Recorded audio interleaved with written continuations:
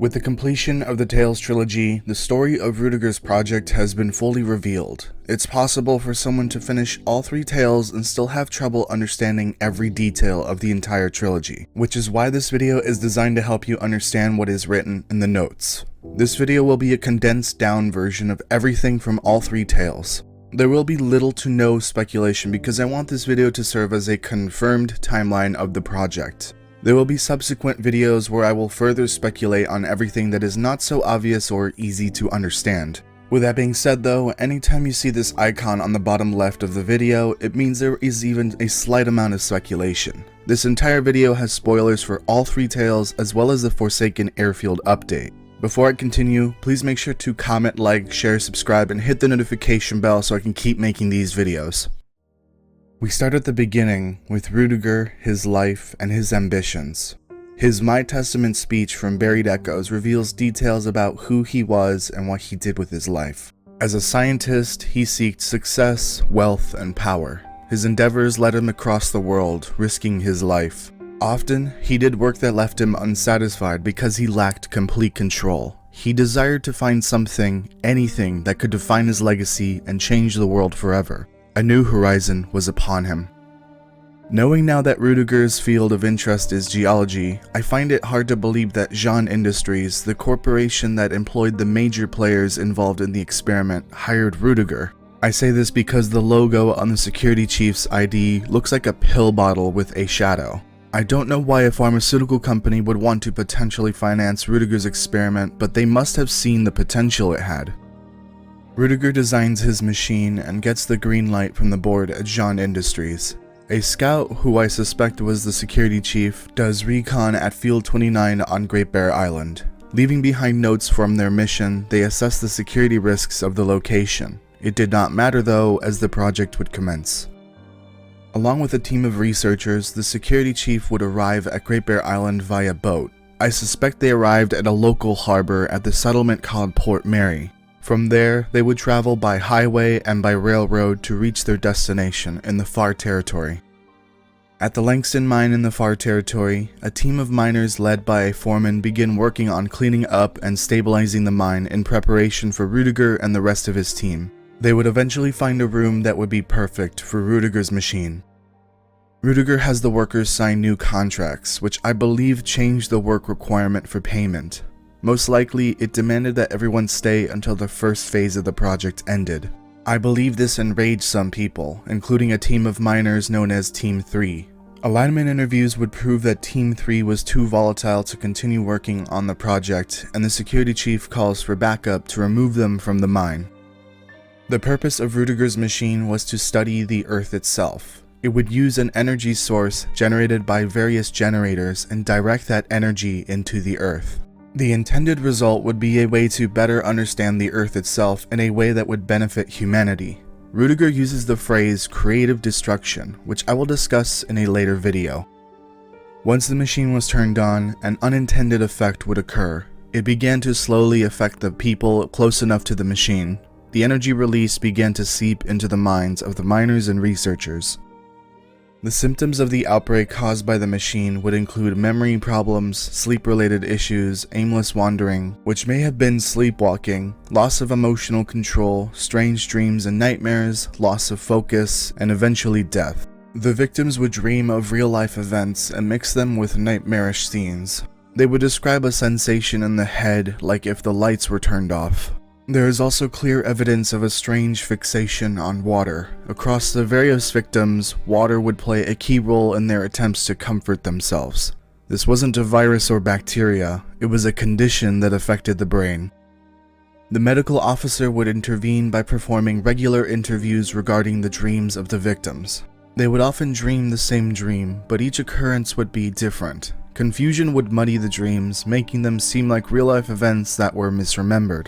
Nightmares would also arise, as darkness would cause the victims' minds to crumble. All he could do for them was teach them various mental games to help them keep focus.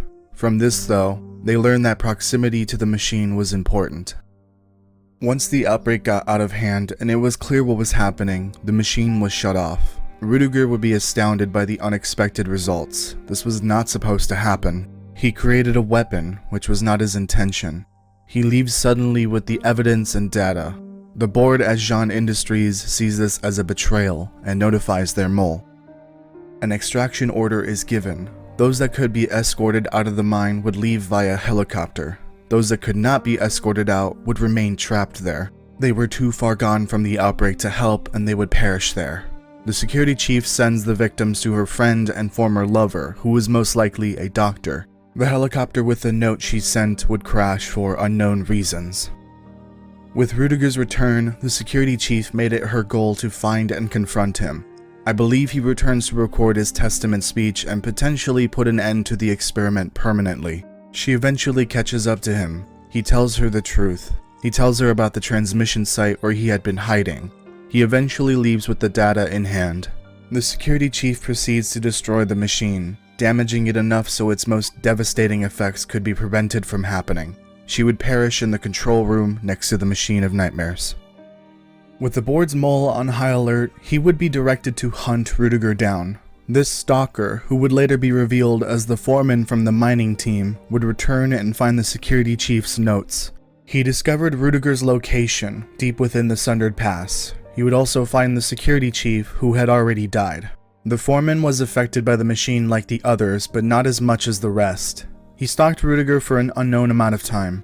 He hid in a cabin below the tree line. Following his trail from the weather station to the settlement, Rudiger was only a few steps ahead of him. Rudiger, just like the others, was also affected by the machine. Just like the foreman, he was not as affected as the rest. He was being relentlessly stalked by a mole, which he had predicted. He escapes his hideout in the destroyed settlement not far from the weather station and climbs to the high peak. He was old and his mind was falling apart, but he was resilient. At the high peak, he finds a satellite dish at the top. He used it to transmit the data from the experiment, keeping it out of Jean Industries' reach. It is unknown where the data went. Hot on his heels, the foreman continues to chase Rudiger. The chase ends all the way back at the Omega bunker. There, the mole reveals himself to Rudiger. The foreman asks if Rudiger had a cure on hand. He confesses that he never intended what happened inside the mine. Therefore, there was no cure for something he did not predict. The foreman loses his temper, demanding the data. Of course, it was already gone. Rudiger felt regret for his failure, not for his own ambitions, but for letting so many people suffer. He then drew a gun on the foreman, but the foreman had the upper hand. Rudiger would die in a tucked-away room hidden within Omega bunker. The foreman would leave the bunker without the data. He would block the entry to the room in which Rudiger's body remained. That is more or less the story of the Long Dark's Tales trilogy. With a sprinkling of speculation, this is how the events of the tales happened. Although, there is one piece of the story that requires quite a bit of speculation. The logs and interview transcripts found within the bunkers had to get there somehow. I believe that after the machine was shut down and during his disappearance, Rudiger made his way across Great Bear Island to these Cold War era bunkers to hide the various logs and interviews. I don't know where Rudiger's knowledge of these bunkers came from or whether they were actively used during the project itself. It is hard to tell how much time passes during the events of the tales, but there are some parts that could take place over weeks. His disappearance and then return is one of them. The foreman's mission to find Rudiger is another. Now that the full story is available, the whole picture has been laid out for us to see. Now we know what Rudiger's true goals were, what the machine was meant to do, and that Rudiger was not the monster he was painted to be in Buried Echoes. He was not a true villain. He was a scientist trying to overachieve for humanity's sake, and this failure was his last.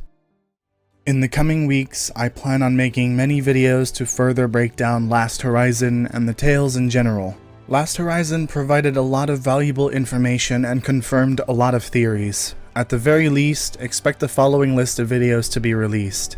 I have an additional video planned that will pair well with the Foreman video, but I don't want to reveal it yet. There may be other videos besides these 6. If you don't see a topic here that you want me to visit, let me know in the comments. If you enjoyed this video, please don't forget to comment, like, share, subscribe, and hit the notification bell so I can keep making them.